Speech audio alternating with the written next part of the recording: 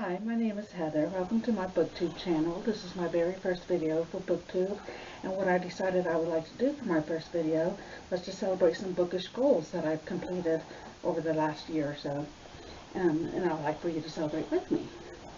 My first project that I worked on that took quite a bit of time this past year was to read The Memory, Sorrow, and Thorn trilogy by Tad Williams. These books are The Dragonbone Chair, Stone of Farewell, and To Green Angel Tower. And you can tell I've carried these around quite a long time. All three quite chunkers, especially the last one. But I really love this world that he has set up, the world of Austin Art. I love the cast of characters. I've really invested a lot of time into these books, and they live rent-free in my head right now. And I did find out that he has other series and standalones set in this world, so I definitely will be checking those out sometime in the future. Another project I had was to read House of Leaves, the notorious House of Leaves by Mark Z. Danielewski. And I kind of wanted to read them because I wanted to read a book with pages that looks like this. Or with pages that look like this. And I don't know, it's kind of gimmicky, but I don't know how to explain it really. It's kind of a unique plot, has a kind of a story within a story within a story, and it's marketed as a horror book. I didn't find it all that scary, but it was a really neat experience to read through that. I had a buddy read this past year. My friend and I, we read the Shepherd King duology, which is One Dark Window by Rachel Gillig and Two Twisted Crowns by Rachel Gillig. And this was the funnest experience. I really enjoyed getting to talk these books over with my friend, and I just love the world. Basically, it's set in a world where the magic is in Providence cards that people could collect and carry around. Each card has a different magic spell to it, and main character Elspeth, she's helping a group kind of gather all the cards together, but she has a nightmare living in her head, a monster living in her head that she doesn't tell anybody about. There is romance in both books, the separate romances, and a romance in each book. Loved the romance, had me giggling, kicking my feet, made me feel like a schoolgirl again. But I really enjoyed that experience with my friend reading that. I also did a book swap with a friend. I don't have the physical copy, but I had a friend recommend Wayward by Amelia Hart to me. I really enjoyed that book.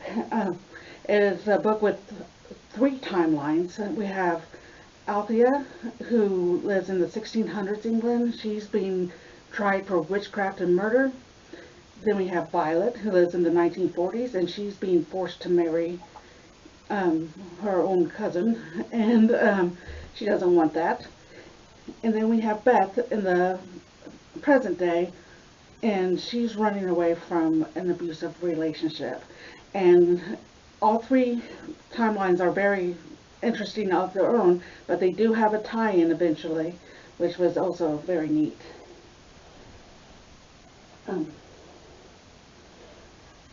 One of my goals this past year was to read more nonfiction, and I found that I really like memoirs. I kind of got myself into memoirs. The first one I read, again, I do not have a physical copy, but it's called Mozart's Darling by Leanda Lynn Haupt. And basically the story is that Wolfgang Amadeus Mozart, he was walking down the streets of Vienna, and he passes a shop, and inside that shop he hears somebody whistling one of his tunes. And so he goes into the shop and finds a starling whistling one of his tunes. And he was so flattered that the starling knew his music that he bought the starling and kept it as a pet.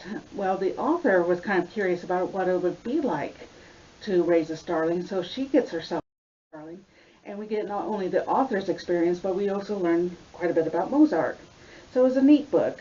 And then later this past summer in August, my mother passed away, and so I wanted to read a grief memoir. So I read Crying in H Mart by Michelle Zauner. I found she was very open and honest. I loved her voice. It kind of helped me through a hard time. So I love to talk about food in here. You know, it's good to have a connection with your mother, and if food's the connection, hey, all the much better. And then later, I bought Ages for a Hawk from Pango Books by Helen MacDonald. And I bought it thinking it was going to be another book like Mozart Starling, and about a woman raising a wild bird, this time a hawk, a gosling hawk. No, oh, I forget what the name of the goshawk, something like that. Anyway, I thought it would just be about her raising the hawk, but I found out that it is also a grief journal. She's raising the hawk while she is grieving the loss of her father. So I just thought that was a nice little tie-in with the other two memoirs I've read this past year. Kind of a happy little accident. So that was really nice getting to read all those. I've also had a goal of listening to more audiobooks. I have never been much of an audiobook reader until this past year. And I just always figured that I wouldn't be able to pay attention, that I would be distracted and not really follow the plot too much. Then I found out that audiobooks are actually really nice. You can put them on while you do laundry or any housework, and I find I could follow along just fine. So I just want to mention some of my favorite audiobooks that I've listened to this past year. One is The Blue Castle by L.M. Montgomery, the same writer of Anne of Green Gables. And this is about a girl, 29-year-old girl named Valencia Starling, considered a spinster at the time. This is turn of the 20th century, so she's considered a spinster, and she's very much kind of held in control of her family. Her family kind of tells her what to do, and she's just expected to be a good girl and follow along. Well, she gets a note from her doctor saying that some test results show that she's not going to live very long. She has about a year to live. And so she decides, well, shoot, if I'm going to die, I might as well do whatever I want. And so she does. And the scene where they have a Sunday dinner with the whole family, and she just decides to tell it like it is to everybody, telling her uncle that his jokes aren't funny and so forth. It was fantastic. And there is a romance in that book, and it's the most interesting romance I have ever read in a book. And I really enjoyed that. It became one of my favorite books. I also listened to Mary by Nat Cassidy, which is a horror book about menopause, because menopause is scary. And I'm glad I listened to this as an audiobook, because I'm not sure I would have stuck with it if I was just reading it from a traditional book. But yeah, I love the audiobook because the narrator, she does such a great job with the voices and with the emotions, and she had me cracking up, in a horror book. So that was fun to listen to. I also listened to Demon Copperhead by Barbara Kingsolver. This is a retelling of David Copperfield by Charles Dickens. It's a retelling of that, but set in Appalachia, the Appalachian Mountains of the United States. And what was a personal tie-in with me, my husband is actually from that area that the book is set in. The book is set in Lee County, Virginia. My husband is from the nearby Scott County, Virginia. And so there were a lot of places that he was familiar with in that book. And so it was fun kind of talking to him and his mother about the different places they've been to. I will warn you that there is a lot of addiction and drug addiction in that book, so if that's a trigger for you, you might want to be aware of that. It kind of centers around the drug addiction culture. So,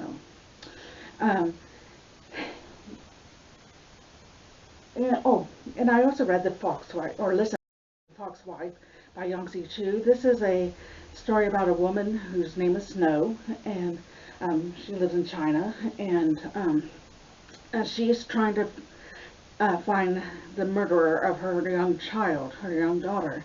And she knows who the murderer is, but she wants to kind of track him down and get her revenge. And then there's another storyline about the detective named Bao, and he's trying to find out the identity of a young woman who was found frozen to death in an alley.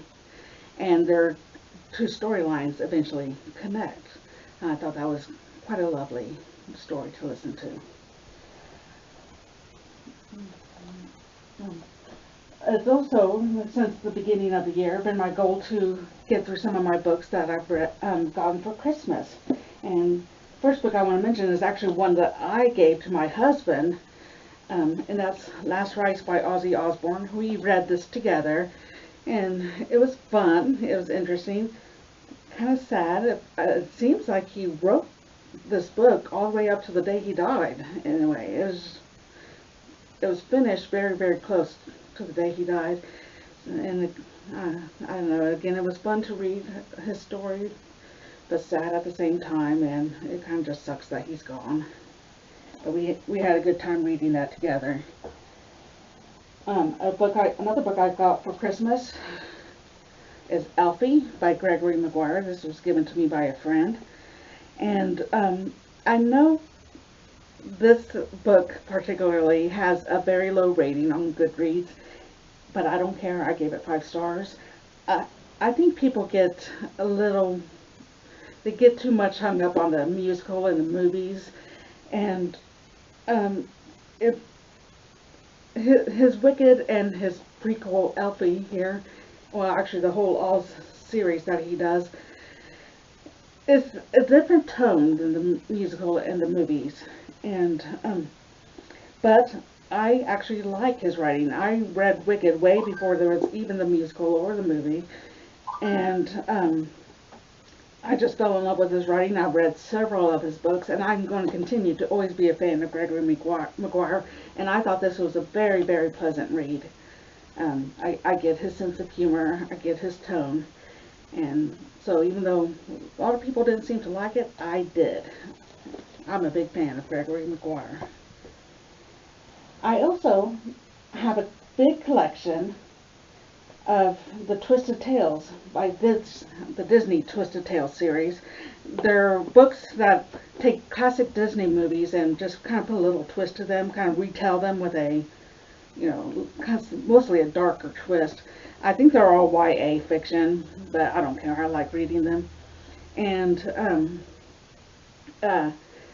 they're all written by different authors, and you can read them as standalones. You don't have to read the series in order, and you don't have to read all the series. They do work as standalones, but they are all in the Twisted Tales series. So my daughter helped me expand my collection. She gave me Be Prepared by Farah Rashon. This is the Lion King retelling. And she also gave me Suddenly Super by Jen Kalanita. And this is the Incredibles retelling, and I've finished both of these, and I give them 5 stars. And I kind of told my husband, it's like I feel kind of funny because I give these books 5 stars, but I also give Charles Dickens 5 stars when I read a Charles Dickens book.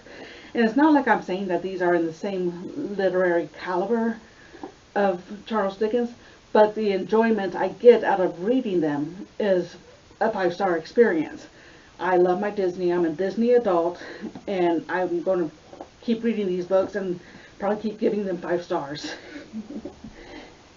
My husband, I haven't read this since Christmas, because I've recently read it in the fall with my husband, but he gave me a new copy of A Tree Grows in Brooklyn. This is one of my favorite books.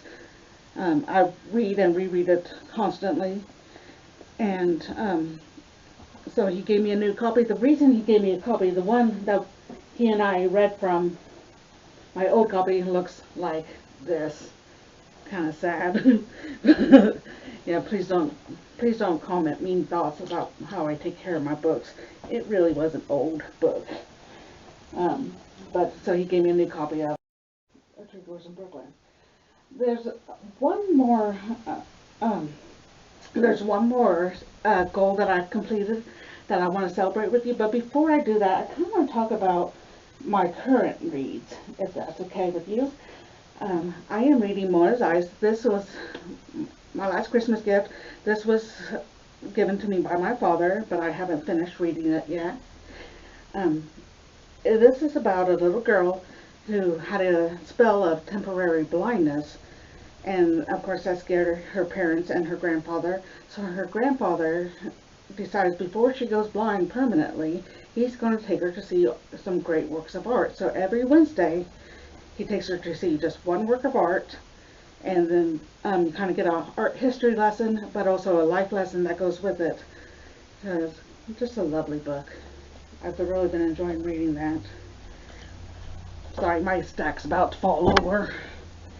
And as I kind of hinted at before, my husband and I, we read a book together every evening. We read like a chapter every evening from a book, and right now we're reading from the Book of the Dead by John Lloyd and John Mitchinson.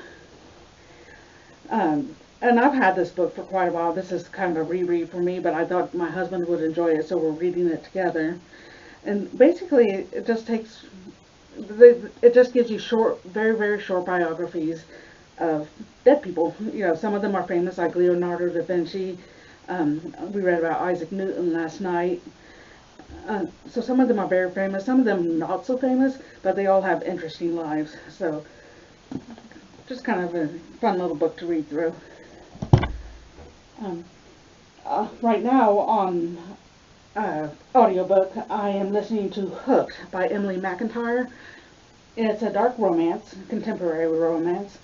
It's not a retelling. I want to make that very clear. It's not a retelling, but it's inspired by the story of Peter Pan. But I want to make it clear, please do not pick up this book thinking that you're going to have a light-hearted, fairy tale retelling. No, it's contemporary romance and it's dark, so there's also violence and very, very spicy. But it's part of a Never After series where she does take fairy tales. I think she did one about the Hunchback of Notre Dame too. It just kind of uses those stories to inspire a dark contemporary romance. It's kind of fun. Every now and then you need a spicy romance to make things fun. We also read with my daughter. We have an 8-year-old daughter, and we like to have story time together every night. And basically, we read some downstairs and in our living room, and then we go upstairs and snuggle in bed and read another book, chapter from another book. And I pick the books that go downstairs, and she picks the books that we read upstairs. So right now, downstairs, we are reading Prince Caspian. We are doing the Chronicles of Narnia. We're going through all the Chronicles, and we are doing it in publication order, which means The Lion, the Witch, and the Wardrobe was first. And so this is our second book that we're reading. So I wanted her to experience Narnia, and the reason I wanted to do it in publication order is because I honestly believe it's best to be introduced to Narnia through the wardrobe. I think that's the best experience. And upstairs, the book that she picked out, we're doing the A to Z mysteries, and we are reading The Haunted Hotel. And it's just kind of cute little, the kids are detectives, or amateur detectives, and they're kind of trying to figure out why there's a ghost in the hotel. My daughter, she's very smart. She has the mystery solved already, and I'm pretty sure she's right, but we'll see. We'll see if she is. And so that's I'm sorry, my cat's on my lap right now. But that's what I'm currently reading. And so my last goal that I've completed, and I would like for you to celebrate with me, is starting up a YouTube channel, a BookTube channel. And so I've done it. Yay me! So thank you for joining me and celebrating with me. And please like and subscribe if you like this video. And I'll talk to you next time. Bye.